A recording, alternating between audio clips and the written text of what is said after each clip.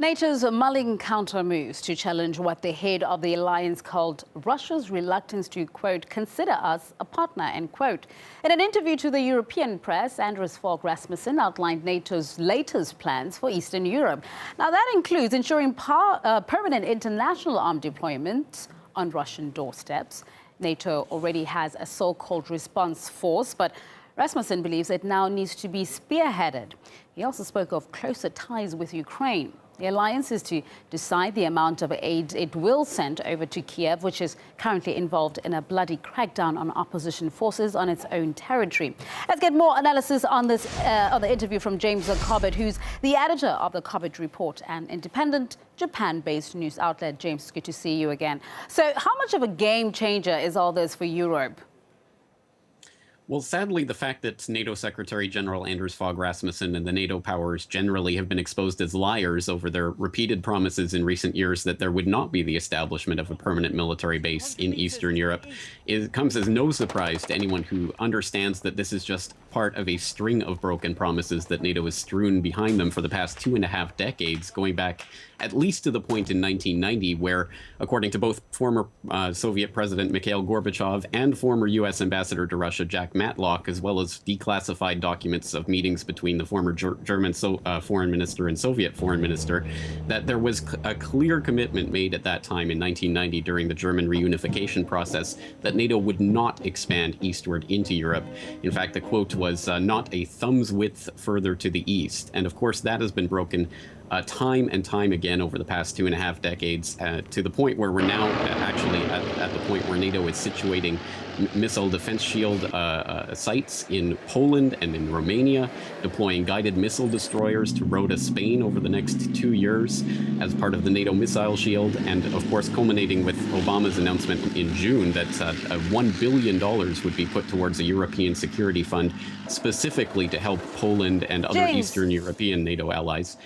This is just another part of that bigger picture that shows that NATO is not committed to peace and stability in the region. They are looking to be the dominant military power.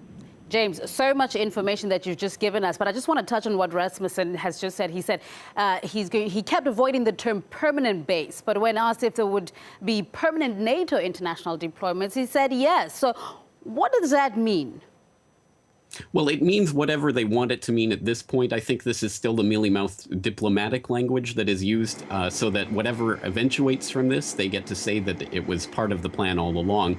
I think we have to read this as a commitment towards the establishment of permanent military bases, specifically because that has been on the table now for a number of years and has been actively denied. So I think the fact that they are not coming out and saying this, and they are not specifying where these bases will be situated, is just part of the diplomatic dance that's taking place right now. But we have to understand that there is a permanent military deployment that is being considered right now that is absolutely a mark of brinksmanship that is bringing the world closer to global war and confrontation. How far will NATO go in supporting Ukraine?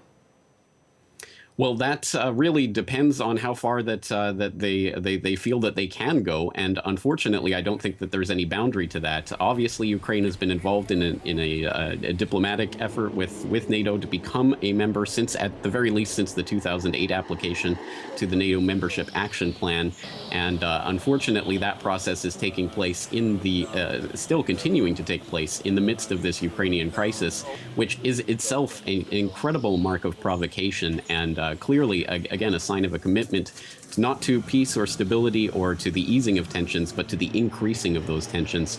And unfortunately, Poland also holds the card of being able to invoke Article 5 of the North Atlantic Treaty, the founding document of NATO, which allows any member that feels itself to be under attack to call on the collective self-defense of NATO as a whole, which of course would allow NATO to really react and interact with Ukraine in any way that they feel would be justified in that scenario. So that's, again, I think the single greatest threat to peace on the planet at this moment. Why is Russia then say no longer willing to be a partner, as NATO puts it? I mean, that's the way they see it. This is, of course, intended to be a slight against, for example, Russia withdrawing from the talks, the negotiations that have been going on with NATO over the missile shield that NATO's been deploying, ostensibly to counter Iran, but it's being situated in Poland and Romania, clearly intended to be targeting Russia. So I think Russia is now understanding that NATO is acting in bad faith, that they are not going to fulfill their obligations, commitments, or promises, as is again being displayed today. And as a part of that, NATO is now calling Russia names in an effort to try to discredit them in this process and to point fingers away from what they are doing themselves. James Corbett, as always, giving us a lot to chew on. The editor of the Corbett Report, live here on RT. Thank you.